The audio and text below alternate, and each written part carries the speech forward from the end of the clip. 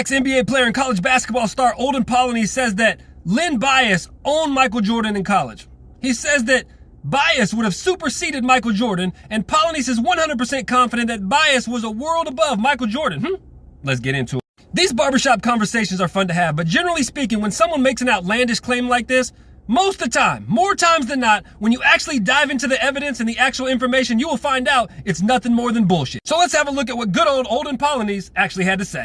He said Len Bias owned Mike in college. He owned a lot of us, he said. He would have superseded Mike. Mike would have become great, but he had an edge on Mike. He was the better shooter. He was the better athlete. He was bigger and stronger. He was a slimmer LeBron, but with a jump shot. He goes on to say, oh, he was a beast. And I'm sorry for you Jordan fans out there. He would have done him. He did him in college. Another former NBA player who shares this same sentiment is Walt Williams. He says Len Bias could have been the greatest basketball player of all time. Bias was ahead of Michael Jordan in terms of skill, and Bias had the better jump shot and could defend all 5 positions. So let's find out if any of this shit is true. Let's go back and look at what actually happened when the two faced off in college when North Carolina faced up against Maryland. Was it Bias who dominated the one-on-one matchup, or was it MJ? In their first ever matchup, Michael Jordan came out on fire, dropping 15 in the first half alone. He was lighting Maryland up, dominating the game on both ends of the floor in the game that featured 6 future NBA players, 4 of which end up as top 4 picks in the NBA draft. MJ, though, was by far the best player on the floor. At this time, Bias was only a freshman, and he came off the bench and tallied up 11 points on his own, including a sick dunk over Brad Daugherty.